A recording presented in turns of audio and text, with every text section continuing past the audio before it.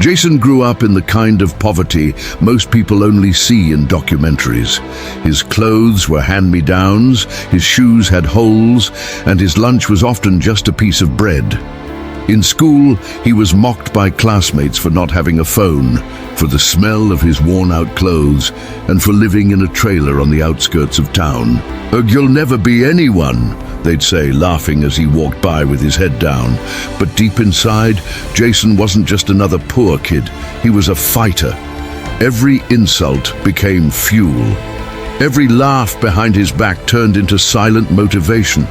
He would spend hours after school reading books from the library, dreaming of a different life.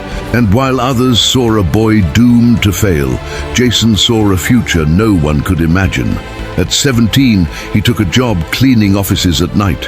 While others partied, Jason scrubbed floors and took notes on how companies operated. He started studying business with whatever resources he could find online. One day, while cleaning, he overheard two executives talking about a new app idea. That night, he sketched out his own version. He didn't have money or connections, but he had determination. He saved every cent, bought a cheap second-hand laptop, and began learning to code on YouTube. Days turned into months, and slowly, his idea took shape.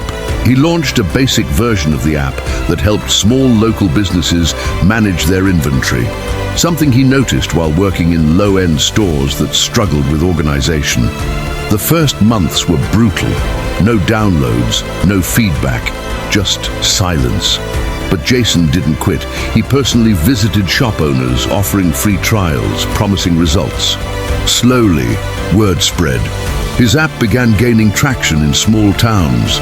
Then one day, a regional supermarket chain contacted him, asking for a custom solution. That deal changed everything. He reinvested the earnings into marketing and hired a small team.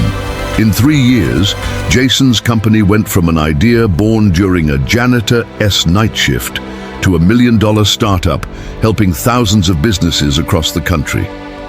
The same people who once laughed at him were now sending him LinkedIn requests and trying to get hired by his company. When Jason returned to his hometown to give a motivational speech at his old high school, the room fell silent. The once worthless boy now wore a tailored suit and arrived in a luxury car. His voice didn't tremble as he said, "To those who laughed at me, thank you. You made me stronger." He donated funds to rebuild the school library, the same one where his dreams began. The media covered his story, calling him the invisible genius who turned rejection into resilience. But Jason never sought fame. His only goal was to prove that being poor wasn't a destiny, it was just a chapter. Today, Jason mentors young entrepreneurs from underprivileged backgrounds, teaching them what no school ever taught him: how to turn pain into power.